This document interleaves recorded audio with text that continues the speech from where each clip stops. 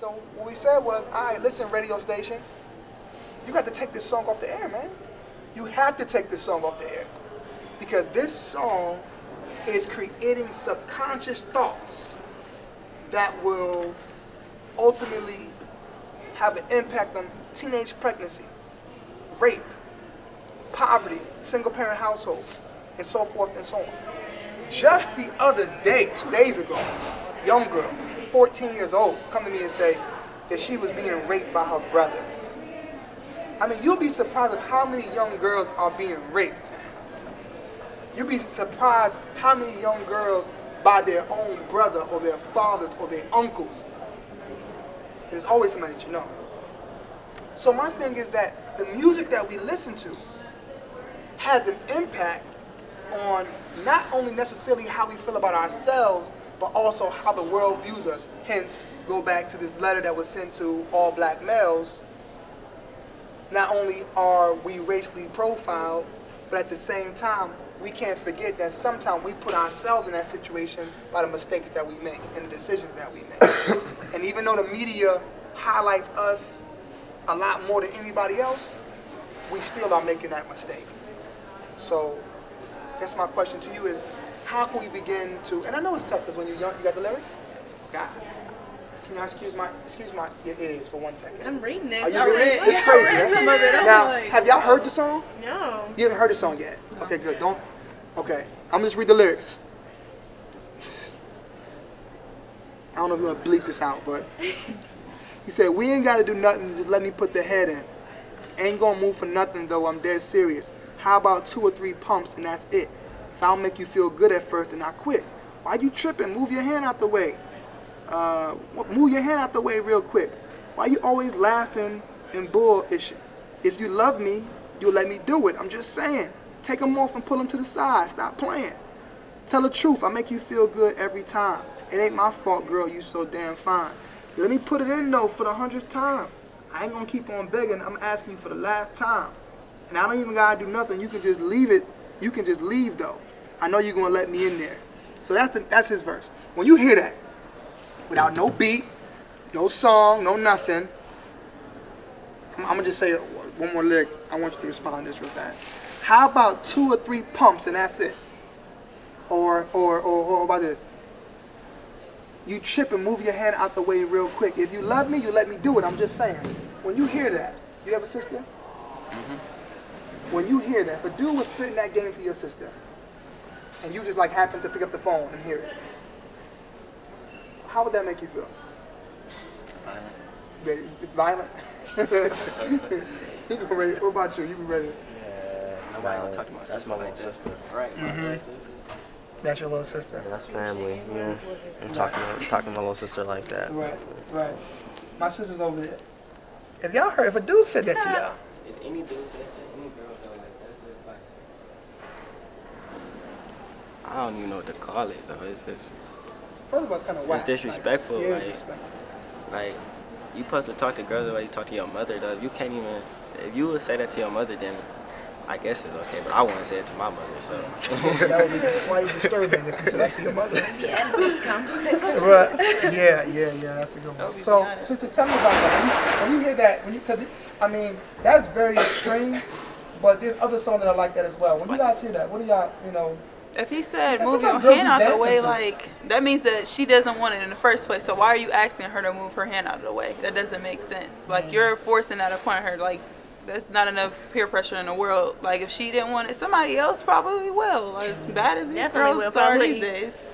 But, I mean, that also comes from, you know, the lack of education in younger women from their moms or whatever. Like, their parents think, oh, girl, go ahead, just use a condom, la la.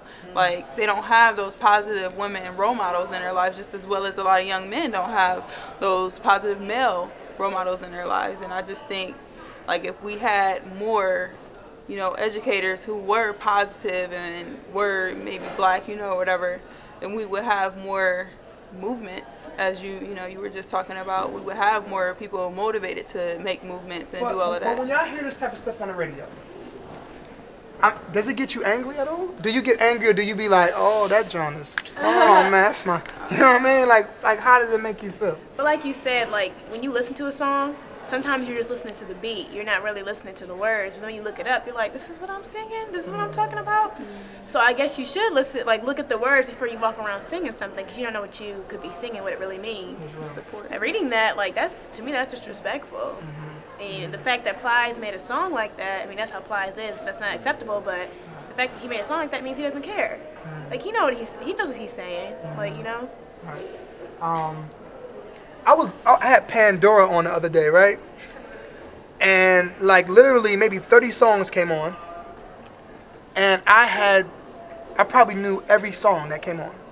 Like I'm just rapping every single song that came on, I was rapping the whole joint. Like the whole verse, not even like just like one verse, like, oh, that's my part. No.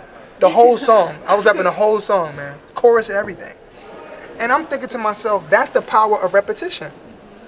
When something is, even though we say we just like the beat, but while the beat is, you know, is like the mirage, the words is infiltrating your mind. You know what I'm saying? So then you listen to it, and then next thing you know, you think that you just only got the beat, but the words have created subconscious thoughts. You know what I'm saying? Like with the lyrics, I think it's pretty bad. But I know a lot of time artists make songs to make people feel some type of way, basically. So, you know, so maybe, I don't know how Plies was feeling when he wrote that song. Maybe he wanted this reaction. You know what I'm saying? Maybe he wanted young girls to see that when a guy talks to you like this, it's not okay. Because I know a lot of time, I'm a Lil Wayne fan, and Lil Wayne make a lot of music, but I'm not just a Lil Wayne fan who just, oh, Lil Wayne. When I listen to Lil Wayne interviews, and sometimes when he talks about some of his songs, like, he make drug songs, talk about weed, but he's not saying, like, he's smoking. He's saying, like, I am the drug. Music is my drug. You know, so. Well, he does smoke a lot of weed. But he do probably smoke a lot of weed. No, for sure. Yeah. Even though you might take it another way, and he said, hey, he makes the song to where it's like, he is the drug. Yeah, but how do you think 12-year-olds take it? I'm gonna tell you how they take it. They don't take it like no. Okay, you ever listened to Lil Wayne before? How old are you? 13. You 13. Did you think that Lil Wayne was saying that he is the drug? Nah. How do you think? He smoked a lot of weed. So that may be, I mean, if he was in a corner, you know what I mean, in a closet all alone, writing songs that he could only hear, then that would be okay. But when you have an impact on a whole generation, that's a different thing. So I kind of want us, I know you guys are getting kind of fidgety, man, ready to go. I want to kind of close with this. I just want to give you something that we need to do as a community, specifically here in Akron. Number one, stop walking past each other like y'all know each other. This ain't the mother freaking hood, right? This ain't St. Clair, you know what I'm saying? This ain't Main Street, I mean, this ain't wherever you from, it ain't that. Stop walking past each other like y'all hate each other, man. Like, if you never met him before, what's going on, bro? How you feeling, man? I know that's kind of tough because where we from, you can always tell somebody when they're from Cleveland. You want to know how somebody from? You from Cleveland? You from Cleveland? Like this. They just like this. They got their hands balled up. Look. They got their hands balled up. They just like ready to fight. 80 degrees outside. It don't matter. They still got that face. It don't matter. They're just angry for no reason. Where that face come from? Just be aware. Like you just like, it's like when you at home, you don't sit like, when I'm at home, I don't sit like this. I bet you I catch you at home looking like that. I don't got, at home, I'm chilling. I don't got my socks on, nothing. Right. But if I'm like somewhere that I'm just not like used to, or even if I'm used to it, I'm just always put the grill on. Aware, because you just never know what people think. You never know what's on somebody's mind. Somebody can be like, oh, I like your hat. Somebody just took my hat just like it. I'm gonna take your hat. Now, why gotta be the worst thing? Why that gotta be? So what you did was actually you may have put. You thought something was on my mind, but you really just put something on my mind. Because I wasn't. I didn't put it. No, I'm just giving you an example. I could be, but you just put it on my mind because I wasn't even thinking that. But now that you're looking like that, now I'm thinking like, what's wrong with this dude? But you're not gonna knock my hat off with that smile on your face. No, but why gotta you knock your hat? Maybe I just say that's a nice hat. and not mean nothing by it. Some people say that's a nice hat, nice shoes. What size are they? Give them here. They can go from nice to bad and like that. You know what? Let me be honest with you. That do not happen in the hood as much people think. It really is perception. Listen, let me tell you. When I was younger, it happened all the time. Every day, practically. That's a perspective. Especially with this one kid, because he used to be the flyest. His parents had money, la la la. Right. So the other kids in the neighborhood, they saw that he had this. We're about the same size as me. I'm about to take his stuff. And he used to get, like, weekly, his stuff used to get taken until, like, we started saying stuff like, hold on. Like, he can't just have his stuff taken every time. Like, he deserved this stuff. Apparently, he getting his grades in school. You getting all F's. Like, you don't deserve this. Now, if you start doing stuff, like, you might be able to Brooklyn, New York, and in the heart of Cleveland, 79th and St. Clair, Union, Buckeye, Harvard, the hearts of Cleveland. And I've never had my shoes taken. I've never had seen nobody's shoes get taken. I've never, as much as people think, nah, I've never seen that. When shoes come $160 and people don't want to pay, I'm not saying that people don't do it. I'm not saying people don't steal. But they do that everywhere. Don't just think that's the hood. No, I didn't say. You know what I'm saying? Just like I don't like when people say, "Oh, y'all young cats from the hood selling drugs." Listen, they do drugs everywhere and sell drugs everywhere. But people think that where we from, or specifically where I'm from, that it's happening all the time. So they lock the doors. You know what I mean? It's a perception and a perspective that may not necessarily always be the truth. But since you already feel that way, you automatically come into the situation thinking like it's the worst. So that's why when people see you, they automatically feel threatened. They see you because their perspective is through our music, their perspective through television, that focuses only on what we do and not on everybody else. Now, you consider it a game, but that rural group in Zanesville, Ohio, that regularly have guns, you get what I'm saying, and have practice, they don't consider them a game. Why is that? So you have to look at how people perceive you. And as I said, man, I'm from the hearts of the hearts, man. And people don't always get their shoes taken. That's just not always the reality. Example though, it's worse stuff than shoes. Yeah. It can be your money. It can be your wallet. It can be your life. It can be anything. Like you. I mean, that's true. I mean, that's true. People do get stuff taken, but not as much. Like he said, like I grew up in Columbus. You know what I'm saying? East Side, Elaine Road is known for like crimes and like. I'm not saying I'm perfect. Like I even have practice in doing things like that. You know what I'm saying? But a lot of time it's like it's just off that adrenaline. Like, hey, I bet I could do that to him. You know what I'm saying? And people ain't really doing that all the time. But that's a good example. What part of Cleveland you from? You know what I'm saying? What part of Cleveland you from? I lived on Union, 130, like 106 before I came down here. 106 in Union. Yeah, I don't know nothing about that going on. Like everybody, like it got to the point where like I went to school in Garfield. Like before Garfield. Garfield, like now they close South, so all like South kids go to Garfield. Right. Garfield first, we had home days. You couldn't go to home days with a t-shirt because a riot broke out. You can't wear a white t-shirt. Then you couldn't go to school with a white t-shirt. Then you couldn't walk down the street in a group of 4 people. Like that's just how. Why do you think that is though? Why is that? Because when you would agree, I guess like, I mean, I know some people that walk down the street with a group of people. Like even when I'm with my cousin. When he by himself, he the softest person in the world. But when he with a group of people, he feel like he's untouchable. So he want to do stuff that he can't do. That's just like, that's the mentality. That's just down there like. But is that always the case? No. It shouldn't be. And let me say this. But not only that, but police officers, they have that mindset too. So now you in a group, and you can be on campus now. And they breaking the group up. And they're saying, hey, y'all can't be together. Like that. You get what I mean? So what I'm telling you is that it's not about how the world feel about you, it's about how you feel about you. Because Benjamin Franklin said this. He said that happiness has everything to do with the inward disposition of the mind, not the outward circumstances. So you can actually attract you attract what you are. So if you just got the grill on all day, and in your mind everybody is your enemy, then soon somebody's gonna become your enemy.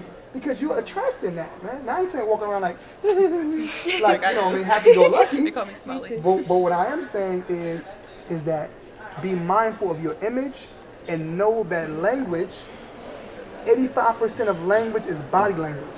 It's true. So if a cop come up to you, you know what I mean, and you walking like, thinking that, okay, this dude may react in a certain way. You get what I mean? So that's why if you get stopped by a cop, I got stopped by police, right? So I'm driving, so like that. I don't know, maybe it was broke. So I stopped the car, boom. Automatically, I roll the window down and I put both my hands out the goddamn window. Wow. Yeah, I do, every time, right? I do like this, boom. They're like, what? I said, excuse me, sir. I'm gonna take my right hand, I'm gonna place it in my right pocket, and I'm gonna pull out a black wallet. So then I do like this. I go so slow, bro. They're like, sir, can you hurry up? I said, I am. And I pull that joint out so slow, bro, just like this, boom. Because I don't want no mistakes. I don't want no mistakes. So what I'm saying to you is that it's not about how the world looks at us. It's about how you look at yourself and how you view the world. Always remember that, man. And I'm telling you, where I'm from, my family was homeless, man, Salvation Army. You know what I mean? We 30th, St. Clair, all of those areas that you're talking about that's in Cleveland that's known for violence and known for this, I grew up in that. And my mother always told me that no matter where you're from, it's about your perspective. And if you change your perspective, it's a beautiful story of Vincent van Gogh. He had did this painting of a cornfield, but he did the painting while he was in jail. And when he drew the painting, he didn't draw it with the bars. So they asked him, why didn't you draw it with the bars? He said, because when you change the way you look at things, the things that you look at will change. So even though I'm from the hood, even though I'm from that don't mean that has to be my mindset. I can use that. I can use that and I can make it at Akron University. I can make it at Morehouse. I can make it anywhere because I came through that. You came from Liberia and you came through that, and you ain't nothing. That's why you outwork probably the majority of people here, because you've been through that already. You get what I'm saying? We have to learn how to use our struggles and make it our strengths and not use our struggles for excuses. And that's why we don't unify, man. That's why we don't unify, because I'm from here, I'm from there. I can't stand cats who come to college, man, and want to be the hoodest of hoodest dudes. What the hell are you doing, man? I can't stand that. You didn't come to college to be no gangster, man. Because for real, if you met gangsters, man, you ain't met no gangsters, man. For real. You know what I'm saying? So and they very smart. And a gangster's not gonna come across as a gangster. He ain't gonna do that. You know what I mean? So what I'm saying, you come to college to learn, man. You come to college to gain something. You don't come to college. That's how I knew that I went to Morehouse, right? Now I know this dude from Solon. I know he from Solon.